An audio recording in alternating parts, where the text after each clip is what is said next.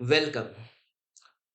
We were looking at our course series, ChatGPT and other awesome AI tools. And in that, we were seeing this particular domain, that is how ChatGPT can be used in data science. This is the data science life cycle.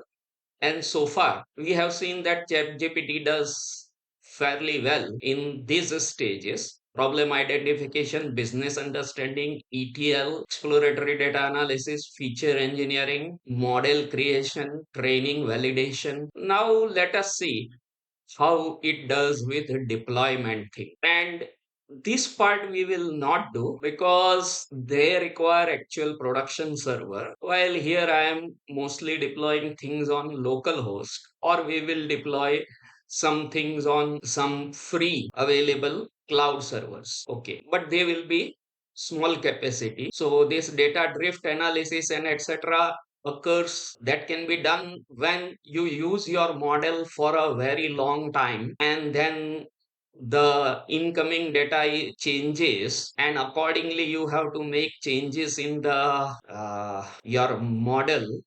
Then model drift analysis, model monitoring, all these are long term things. That is, you have to observe how your model behaves in at least for maybe 3 months, 4 months, and this is a continuously iterative process. So once you monitor, you learn a few things about your model, and you can see that the arrow goes here. Again, you acquire new data.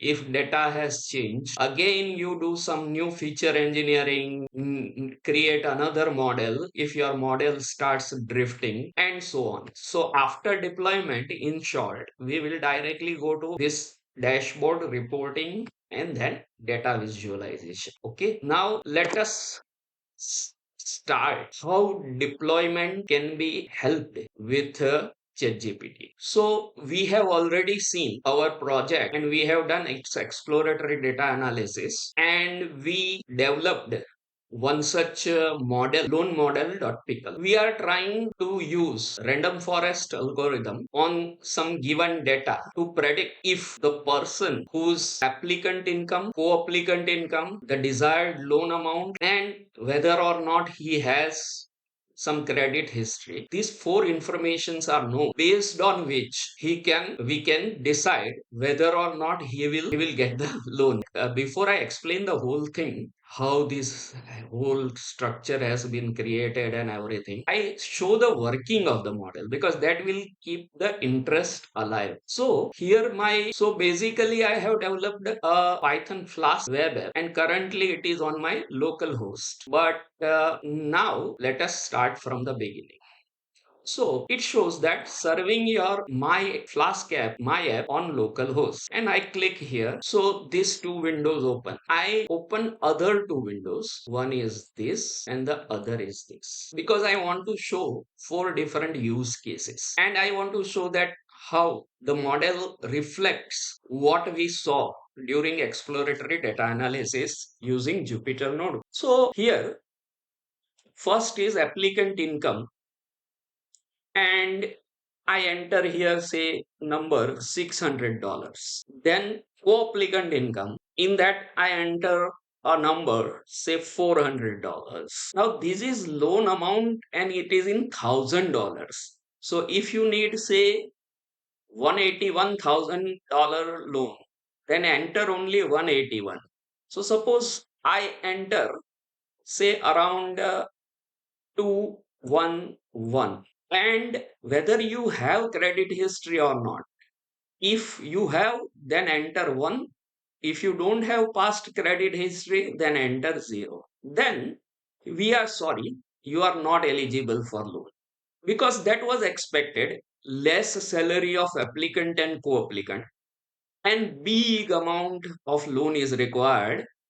Remember, this is 211 and three more zeros behind it. Okay, and no credit history, so the loan is rejected.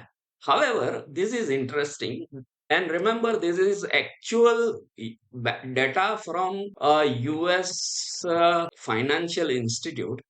So that shows why in US people worry so much about maintaining clean credit history. So this time again, I enter almost the same, not almost, but same small salary, and even that same big loan amount also. But I say, Mike, I have a credit history.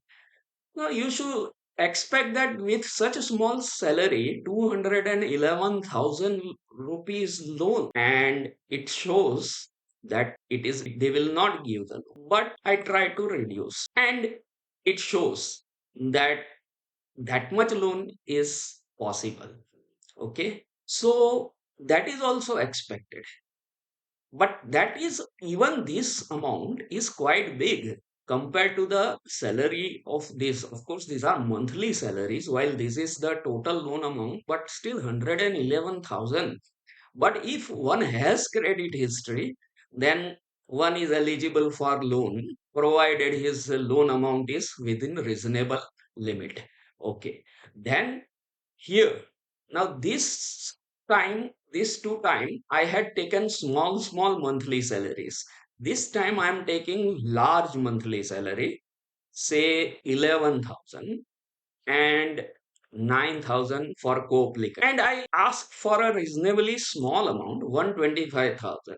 But I say that I don't have credit history. You are not eligible for a loan.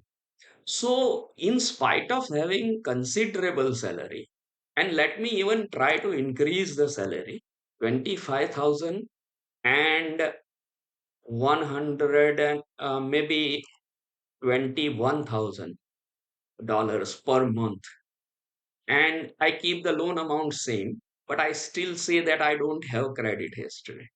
And again, the prediction is same. We are sorry. So your what you are earning is not important. This is as per the US data, where past credit history of most 80% or more than that population is available. So, if you don't have credit history, then even if your earning is high, as per US standard, it is difficult to get loan. Now, here, if you say I take the same amount, 25,000, 21,000 for co-applicant, I even increase the loan amount from 125,000, I take it to 80,000. Okay. But this time I say that I have credit history. And yes, you are eligible for loan. So this is how our chatbot is working. You can deploy this. I will show if time is there on that you can deploy this on Telegram or other that kind of platform, and you can automate the process of basic filtering. Then of course, final decision can be taken by combined efforts of machine learning algorithm as well as the human managers. So this is one nice deployed model. Currently, it is deployed on my local server, but it is not much difficult to deploy it to some cloud server. You just need to make some small changes. Thank you.